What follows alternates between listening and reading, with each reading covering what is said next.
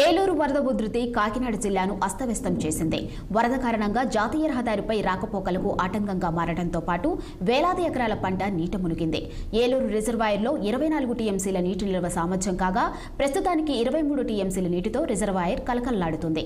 అయితే ఏజెన్సీ ప్రాంతాల నుంచి వస్తున్న నీరు పెద్ద ఎత్తున వస్తూ ఉండటంతో అధికారులు గేట్లు ఎత్తి కిందకు వదులుతున్నారు. అంతేకాకుండా పలుచోట్ల గండ్లు పడుతూ ఉండటంతో ప్రజలు తీవ్ర ఇబ్బందులు పడుతున్నారు. ఏలూరు రిజర్వాయర్ పరిస్థితిపై ధవళేశ్వరం ఎస్ఈ శ్రీనివాస్ మా ప్రతినిధి Durrani face to face. Kakinada జిల్లాలో ఏలూరు రిజర్వాయరు అలాగే పంప రిజర్వాయరు ప్రస్తుతం దిగువ వదులుతున్న నీరుతోటి ప్రజలు ఇటు పంట పొలాలు మునిగిపోవడంతో పాటు ముంపు బారిన కూడా పడుతున్నారు. వీటిపై సమగ్ర వివరాలు తెలుసుకునేందుకు ఈ ధవళేశ్వరం ఎస్సీ శ్రీనివాస్ గారు ఉన్నారు మన దగ్గర. వారిని అడిగి మనం కొన్ని విషయాలు తెలుసుకుందాం. సార్, ప్రస్తుతం అయితే కనుక ఈ పైనుంచి వచ్చే మనకి ఏలూరు రిజర్వాయర్కి అయితే పైనుంచి వచ్చే ఎగువ నీరు ఇక్కడికి ఎందుకు ఇంత ఎగువ వచ్చింది దీన్ని ఎంతవరకు కింద దింపుతున్నారు, దీనివల్ల జరుగుతున్న నష్టాలు ఏంటి, దీన్ని నివారించే ఏ విధంగా ప్రయత్నాలు చేస్తున్నారు? సార్, ఇప్పుడు మనకి గత ఆదివారం అంటే దాదాపుగా 8వ తారీఖు తర్వాత వినాయక చవితి రోజు 7వ తారీఖు 8వ తారీఖు 9వ తారీఖుని కూడా పైన ఏఎస్ఆర్ జిల్లాలో హెవీగా రెయిన్ఫాల్ దాదాపుగా 120 mm 130 mm 100 mm ఆ ఏరియాలో అంత రెయిన్ఫాల్ అక్కడ రికార్డ్ అయింది సార్. చాలా సడన్గా రెయిన్ఫాల్ వచ్చింది డిప్రెషన్ వల్ల. ఆ రెయిన్ఫాల్ రావడం వల్ల ఏదైతే ఏలేరు రిజర్వాయర్ ఉందో దీంతో క్యాచ్మెంట్ అంతా కూడా ఆ ఏజెన్సీ ఏరియాలో అడ్డతీగల తర్వాత ఆ మండలాలన్నీ కూడా ఉండడంతో ఆ ఇన్ఫ్లో అంతా కూడా వచ్చి మన ఏలేరు రిజర్వాయర్కి కలెక్ట్ అవ్వడం జరిగింది సార్. దాని మూలాన మనకి నిన్నటికి మ్యాక్సిమం ఇన్ఫ్లో దాదాపుగా 45,000 క్యూసెక్ల వరకు కూడా నిన్నటికి మనకి చేరడం జరిగింది సార్. మన రిజర్వాయర్ కూడా ఫుల్ కెపాసిటీ 24 టీఎంసీసీ కూడా నింపవడం జరిగింది సార్. అది గ్రాడ్యువల్గా మేము కంట్రోల్ చేసుకుంటూ ఇక్కడ స్టాఫ్ అందరితో కోఆర్డినేట్ చేసుకొని కిందకి డెలివరీ చేస్తే దీనివల్ల కిందన ఏంటంటే జగ్గంపేట అవనివ్వండి, కిర్లంపూడి అవనివ్వండి, పిఠాపురము, గొల్లప్రోలు, పెద్దాపురము, సామర్లకోట ఈ మండలాలన్నింటిలోనూ కూడా దీని తాలూకా స్ట్రీమ్స్ దీని తాలూకా బ్రాంచెస్ అన్నీ ఉండడం వల్ల ఈ హెవీ ఫ్లో కిందకి వెళ్ళి పంట పొలాలను ముంచడం తర్వాత హ్యాబిటేషన్స్లోకి రావడం ఇవన్నీ జరిగిందండి. అవన్నీ కూడా ఇక్కడ రెగ్యులేటెడ్ ఫ్లోతో మనం కంట్రోల్ చేయడం వల్ల కొద్దిగా ఈ మునక తాలూకా విషయం అనేది కొంచెం కంట్రోల్ చేయగలిగాం సార్. నిన్న సాయంత్రం నుంచి వరకు కూడా బాగా ఎక్కువగా వచ్చింది. నిన్న మిడ్ నైట్ నుంచి కూడా ఏదైతే మనకి ఇన్ఫ్లోస్ వస్తున్నాయో ఆ ఇన్ఫ్లోస్ అందుకు కొంచెం తగ్గుముఖం పెట్టి రిజర్వాయర్ లెవెల్ కూడా స్టెబిలైజ్ అయిందని ఫస్ట్. తర్వాత ఈ రోజు తెల్లవారుజాము నుంచి కూడా రిజర్వాయర్ తాలూకు లెవెల్ కొద్దిగా 1 సెంటీమీటర్స్ డౌన్ అవడం కూడా జరిగింది సార్. అది ఏంటంటే మనకి ఫ్లడ్ రిలీఫ్ అవుతున్నది అన్నదానికి అదొక సంకేతం అండి. సార్, ఇప్పుడు రాజుపాలెం గొర్రెకండేనండి, ఇంకేమైనా గండి కొట్టి?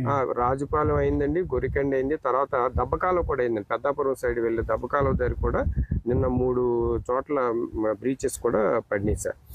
తర్వాత ఏదైతే ఇప్పుడు మనం ఈ 1 గంట ప్రాంతంలో మనకి వచ్చే ఇన్ఫ్లో కూడా 24,369 క్యూసెక్లు ఉన్నారు సార్. అవుట్ఫ్లో వచ్చేపాటికి 25,725 క్యూసెక్లు ఉన్నాయి సార్. ఏదైతే అవుట్ఫ్లో నిన్నటి నుంచి మనం 27,700 మెయింటైన్ చేస్తున్నామో దాన్ని ఇప్పుడు 2,000కి తగ్గించి 25,700 వరకు మనం తేగలిగాం సార్.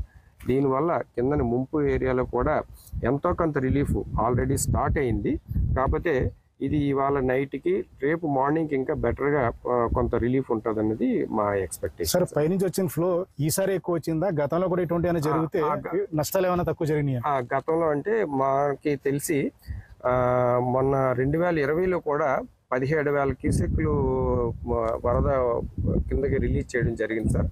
ఆసారి కూడా పంట ఇనండేషన్ వచ్చింది, హ్యాబిటేషన్స్లోకి నీళ్ళు వెళ్ళినాయి, హైవే మీదకి వాటికి కూడా నీళ్ళు వెళ్ళడం జరిగింది సార్. అది మాత్రం ఇప్పుడు రీసెంట్ ఉన్న ఈ 4-5 సంవత్సరాల్లో జరిగింది అది ఎక్కువ సార్. మళ్ళీ తర్వాత నెక్స్ట్ ఇక్కడ అండి సార్. ఇప్పుడు ఏలేరు ఆధునికరణగా గత ప్రభుత్వాలు ఏమీ చేయలేదు అంటున్నారు. కాకపోతే ఈ సమస్య ఎందుకు ఉత్పన్నమైంది, అసలు ఏమీ చేయకపోవడం వాస్తవేనా? అంటే ఏమీ చేయకపోవడం అంటే చేశారండి, శాంక్షన్ ఇచ్చారు, కొంత వర్క్ జరిగింది. తర్వాత ఇంకా కొంత వర్క్ ఈ డీసిల్టేషన్ అని రెగ్యులేటర్స్ కన్స్ట్రక్షన్ అని కూడా జరగాల్సి ఉన్నది. దానికి ఏంటంటే తర్వాత ఈ రిలీజెస్ అన్నీ కొంచెం కన్స్ట్రెయింట్ అవడం వల్ల అది కొంచెం డిలే అవడం జరిగింది సార్. అంటే ప్రధానంగా మానవ తప్పిదం అంటే ఏదైతే మనం ఈ తూటుకాడ ఇవన్నీ తొలగించబడింది గుర్రపు డెక్క ప్రధానంగా ఈ అవరోధాలు ఏర్పడడం వల్లే నీరు ఇలా ముంపు గురైంది అంటున్నారు వాస్తవేనా? ఇప్పుడు తూటికాడ గుర్రపు డెక్క అనేది అది రెగ్యులర్ గా మనకి ఎవ్రీ ఇయర్ మెయింటెనెన్స్ దానికి ఎటువంటి ఇబ్బంది లేదు సార్. మనకి ఎవ్రీ ఇయర్ కూడా యాన్యువల్ మెయింటెనెన్స్ ఈ తూటికాడ అది ఇస్తారు, అది ఇబ్బంది ఏమి కాదు. కాకపోతే ఏంటంటే ఆల్ ఆఫ్ ఎ సడన్ ఒక డౌన్ పోర్ అయ్యి హెవీగా కూడా మనకి ఇన్ఫ్లోస్ 45,000 రావడం అని అంటే అది అది న్యాచురల్ గా జరిగిన దీనివల్ల తప్పించి ఏదో మానవ తప్పదు అన్నది మాత్రం అది కరెక్ట్ కాదు. భవిష్యత్తులో ఏమైనా ఏలేరు తాండవ ఏమైనా కనెక్టింగ్ చేసే అవకాశాలు ఏమైనా ఉంటాయి? ఏలేరు రిజర్వాయర్ తాలూకా వైఎల్ఎంసి వైజాగ్ వెళ్ళే కెనాల్కి ఆల్రెడీ ఒక ప్యాకేజ్ ఒక 450 కోట్లకి ఏంటంటే తాండవకి లిఫ్ట్లు ఒకటి ప్రపోజ్ చేసి ఆ కనెక్టివిటీ అనేది ప్యాకేజ్ ఉన్నదండి. దాంట్లో కూడా అది వర్క్ మరి అంటే ఈ నెక్స్ట్ సీజన్కి వర్క్ స్టార్ట్ చేస్తారని చెప్పి మేము కూడా ఆశిస్తున్నాం సార్. ఈ ముంపు నివారణకు కానీ ఈ నీరు అవుట్ఫ్లో ఇన్ఫ్లోను నిరోధించడానికి అధికారులు మాత్రం విపరీతంగా శ్రమిస్తున్నారు. వీడియో జర్నలిస్ట్ చిన్నితో నదీం ఖందురాని, ఏలేరు రిజర్వాయర్.